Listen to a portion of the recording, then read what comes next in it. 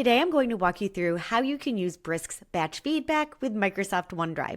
To kick off, I'm going to go on over and I'm going to click on the Brisk B to open the extension. Now once here, you're also going to see the home icon. This is going to take me right to Brisk Next. Brisk Next is our AI hub on the web, and you'll notice right here I have batch feedback. So let's go ahead and click that. Once here, you'll see the option to import student work. If you click the drop-down, you can choose from Google Drive, Google Classroom, or in this case, Microsoft OneDrive. Now you'll notice that any of my files will now appear. I do have all of my student writing samples right within this folder of literary analysis. So let's go ahead and click to select. Now you can review any of the files that are in this folder. So if something doesn't belong in here, you can always X out, or you can add files if something's missing from the folder. All right, now I'm going to come over and select a class. You'll notice that you can always add a new class, or if you select here and you've added a class before, you can always go back and select that class. The same goes for an assignment. Now I'm going to go over and I'm going to choose my feedback style. For feedback styles, we can select from glows and grows, next steps, or rubric criteria. Let's go ahead and in this case, I'm going to select glows and grows. And now we're going to add our feedback focus. I've added my prompt and now I'm going to go over and select add rubric. I'll show you what that looks like. Once I'm in here, I can select the rubric I have and click open, and now that rubric is attached.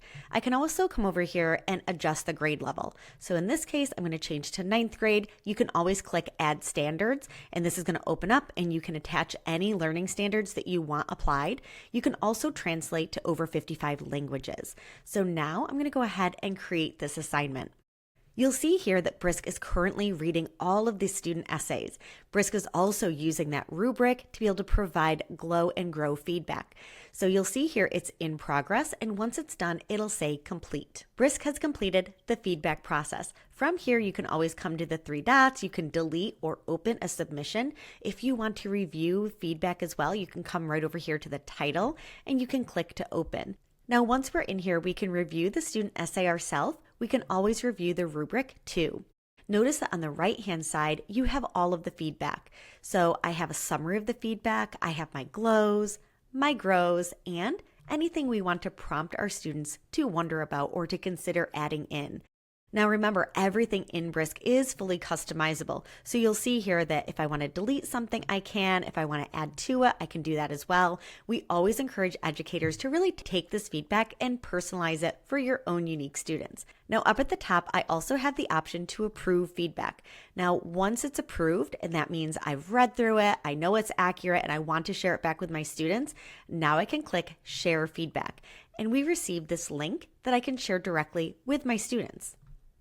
We're now in the student view, so you can see that the student has their essay in front of them. They can also access that rubric, and of course, any of the feedback is on the right-hand side, so they can take that feedback and now rework any of their writing. We're back in the main batch feedback page.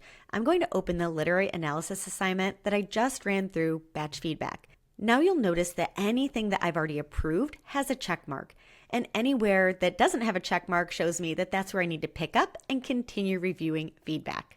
Batch feedback really does the heavy lifting, but as educators, we can still come in and customize and add our own voice into any of the feedback. Additionally, we know the importance of providing timely feedback for our students. We want to make this feedback really count, so now our students can receive feedback readily. We hope you give batch feedback a try. Let us know how it goes.